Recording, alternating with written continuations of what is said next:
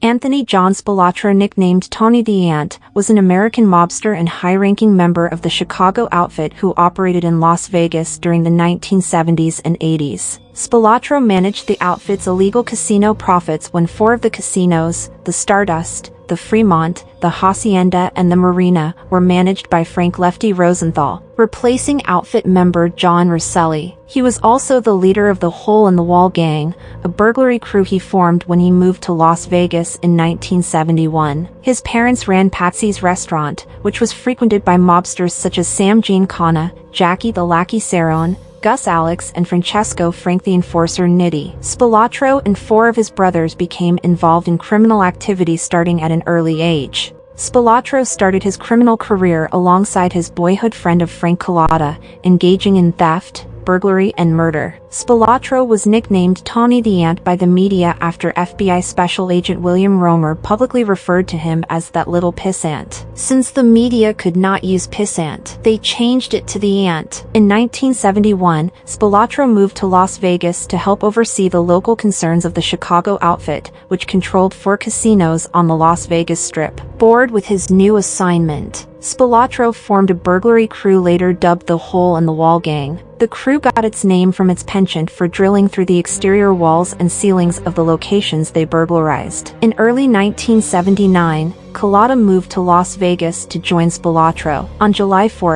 1981, the Hole-in-the-Wall gang robbed Bertha's Gifts and Home Furnishings on East Sahara Avenue. The robbery was a bust as much of the gang was arrested, charged with burglary, conspiracy to commit burglary, attempted grand larceny and possession of burglary tools. Around this time, Spilotro had an affair with Jerry McGee, the wife of Frank "Lefty" Rosenthal, whose casino Spilotro had been sent to oversee. In 1982, Culotta was imprisoned and approached by the FBI with a wiretap of Spilotro talking with someone about having to clean our dirty laundry, which Culotta took as an insinuated contract on his life. Due to this, in July 1982, Culotta finalized an agreement with the prosecutors. In September 1983, Spilotro was indicted for conspiracy and obstruction of justice in the Sherwin Jerry Lisner murder and released on $100,000 bail. At a trial in October 1983, Culotta admitted that he was involved in over 300 crimes, including 4 murders, perjury, robberies, and burglaries. He also testified that Spilotro, his boss in Las Vegas, ordered him to make a telephone call that lured one of the 1962 murder victims, William McCarthy, to a fast food restaurant. McCarthy and James Miraglio were found dead in the trunk of a car on May 14, 1962. McCarthy's head had been placed in a vise and his throat slashed, while Miraglio was strangled. Spilotro was acquitted later that year. Spilotro's defense attorney was future Las Vegas Mayor Oscar Goodman. Spilotro and his brother Michael disappeared on June 14, 1986, after they drove away together from Michael's Oak Park home. Michael's wife, Anne, reported both brothers missing on June 16. Michael's car, a 1986 Lincoln,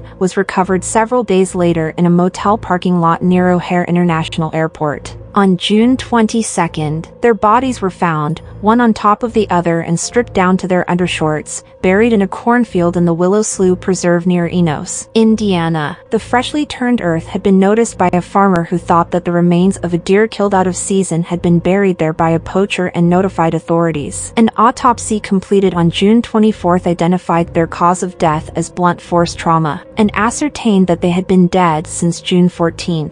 They were identified by dental charts supplied by their dentist brother, Patrick Spilotro. The two were buried in a family plot at Queen of Heaven Cemetery in Hillside, Illinois, on June 27.